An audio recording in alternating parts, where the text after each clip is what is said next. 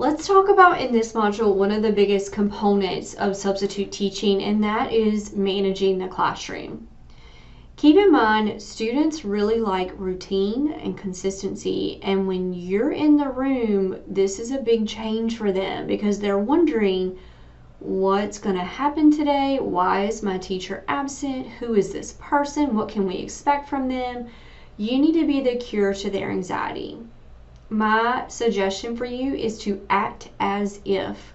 And what that means is you act as if you are that regular classroom teacher. You need to walk in confident. You need to show enthusiasm. You need to be professional. Students need to feel comfortable knowing that you're in control of the classroom. When you do that, they are much more apt to follow directions and to be engaged. Above all else, no matter what happens in that classroom, you should remain calm. You should be the calming presence to de-escalate any problems that happen in the classroom. Within the first 5 minutes of substituting, first, you need to make sure, I'm going to say this probably every single module in this class, you need to arrive early because you need to feel comfortable with the space. You need to orient yourself to the classroom. I would always suggest meeting and greeting your students at the door. Have an assignment up on the board for them to work on. Let them know that you're going to explain why you're there in just a minute. It communicates to them that you care about them and that you're there for them. Now, you are going to need to address the elephant in the room, especially if this was an emergency situation and students were not prepared. So a lot of the times, teachers will be able to tell their students, like, you know, I have a doctor's appointment or I have a wedding to attend, whatever the case may be, and they know that they're going to be out. But there are, you know, it's about 50-50. The other 50% of the time, the teacher didn't know they were going to get sick or it's an emergency situation. If it's something very serious that you're substituting for, you know about it, just follow the principal's guidance in terms of sharing with students. You do want to be approachable with students, but not too overly familiar. You are not there to be their friend. You're there to be their leader in the classroom. Routines are going to help you tremendously. So find out the routine of the classroom, the procedures for the classroom. You want to make sure that you're explaining to students exactly your expectations. You yourself want to model that behavior, practice it with students, and then repeat this as necessary. Again, I mentioned establishing expectations, so students need to know what to expect from you. So you as a substitute need to have a set of rules that you want to implement into that classroom. It needs to be something short that students can remember because you're not usually going to be there with them very long. So just as an example, we're going to be safe today and we're going to be respectful. If you have consequences for breaking these rules, you need to follow through with them. Students need to know that you're serious about it. If there's already rules in the classroom that are set, that are displayed, then you need to make sure you reinforce those when students walk in and say, hey, I'm following these rules today too. So this is what I expect from you. You want to command the attention of the classroom.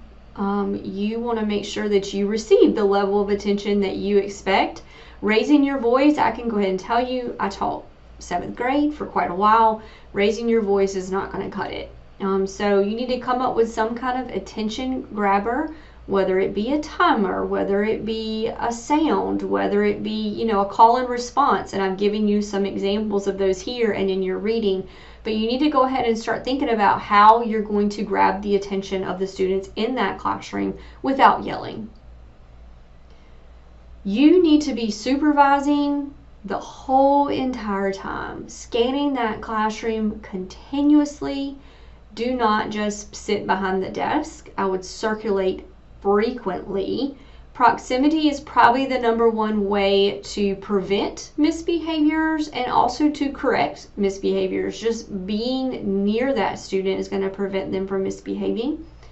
And then you also want to interact with students, relate to them, talk about what they're doing, be engaged in the lesson yourself. They are much more apt to respect you as a substitute, being engaged in the lesson. And then a non-negotiable is you want to stay off your phone. Again, you are there to ensure the safety of those students, so you need to be supervising them at all time. Rapport is probably the biggest classroom management tool. You want to build respect with students. Elementary school students, you probably have the opportunity to learn their names. Middle school and high school, maybe not, because you're with them with a shorter time. But calling students by name is going to help you build that respect and rapport. Talk to these students. Be genuinely interested in what they're doing. Show that you care about them as people. And then face saving. So if you do have to correct a student, especially middle school and high school students, they don't want to be embarrassed. They need a way to save space. So, start by saying like a neutral statement like, it's really easy to get confused, but, and then correct the behavior or correct what they've gotten wrong. Communication. So you want to communicate expectations without triggering defensiveness. Focus on the actions and not labels. So this statement, I feel, fill in the blank, when you, the observable behavior, and then the consequence of that behavior. So I'll give you an example there. Robert, I feel frustrated when you pull your jacket over your head, because then you're missing the lesson and you might not be prepared for the test. So, and again, when you're saying that, make sure that your body language is matching the seriousness of whatever issue it is that you're addressing. Praise can go a long way. These students do want you to report back to their teacher in a positive way. I would even suggest too, if you are so impressed with this class, write it up on the whiteboard, just how great they did that day. They are much more apt to behave in that class if they know that you are reporting back positively to their teacher. You can also praise students individually. A rule of thumb, always give compliments before addressing the negative behavior. Be sincere about it, be direct about it, and then be respectful about it. Especially if you can already tell that you have a student who's going to be kind of a high-flying misbehavior issue, the more you can praise that student, I promise you, the better they are to behave. In terms of misbehavior, keep in mind that students can be misbehaving for a variety of reasons. They may be bored with the assignment they've been given to complete. They don't realize the impact on others. And keep in mind, these are people too. They're not just students. They have lives outside the classroom, and they do bring a lot of personal issues into the classroom with them. I would suggest for you to choose your battles wisely. So not every single little misbehavior needs correction. It's probably one of the worst things you can do as a substitute, because if you start picking every single little misbehavior, it kind of snowballs and gets out of control after that. Try pre-correction. So if you know we're about to do something where there's a chance of a lot of misbehavior, go ahead and pre-correct it and say, like, for example, please remember, if you need help, I want you to raise your hand and I want you to wait patiently. So state clearly your expectations before that behavior even happens.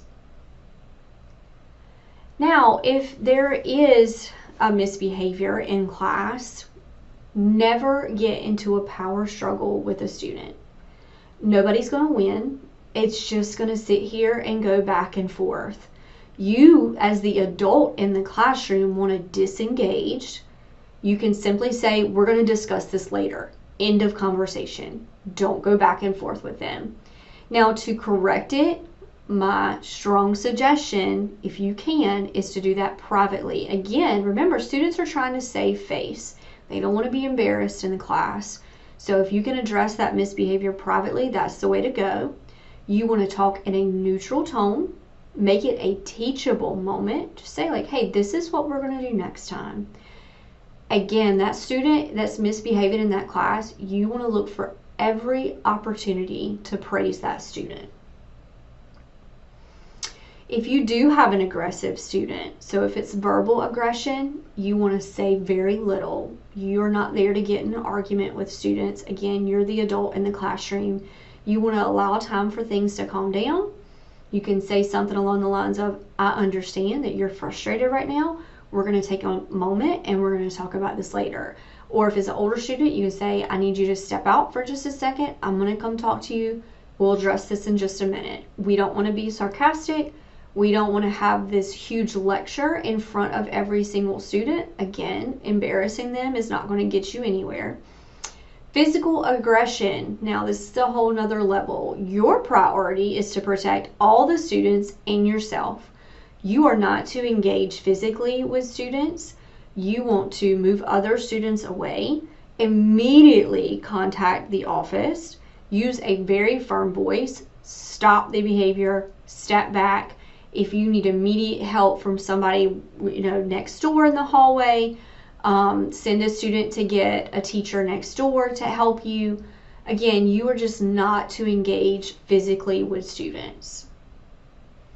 If it does come to the point that you have to remove a student, this should be the last ditch effort. Like, you've done everything in your bag of tricks that you're going to read about this week, and it's gotten to the point where they are disrupting learning so much for other students that it's time to take them out of the classroom.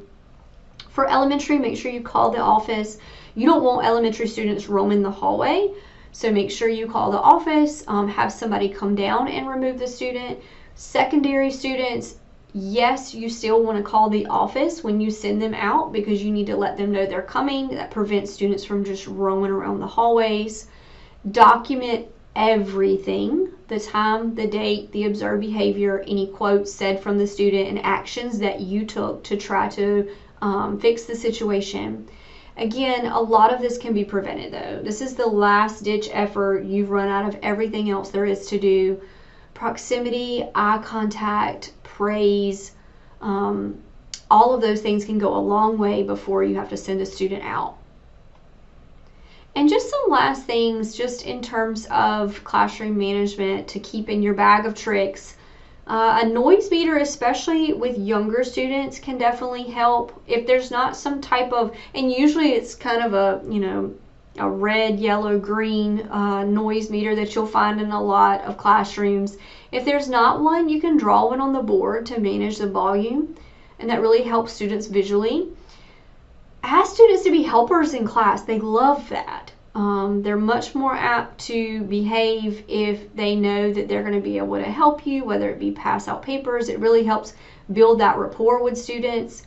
I can't emphasize this enough. Catch them being good. Write down positive behaviors on the board for the teacher to see. If things are getting a little out of control here, have students take a movement break, quick physical breaks. Remember, they're sitting there for a long time, especially with younger students. And then always keep backup activities. You never want downtime. Downtime is not going to be a good thing for you in terms of classroom management, so you always want to have backup activities ready. And just as a closing thought, you are the leader in that classroom. You want to be confident. You want to stay calm. You want to be consistent, and you want to connect with your students. If you have any questions at all about classroom management, do not hesitate to reach out to me.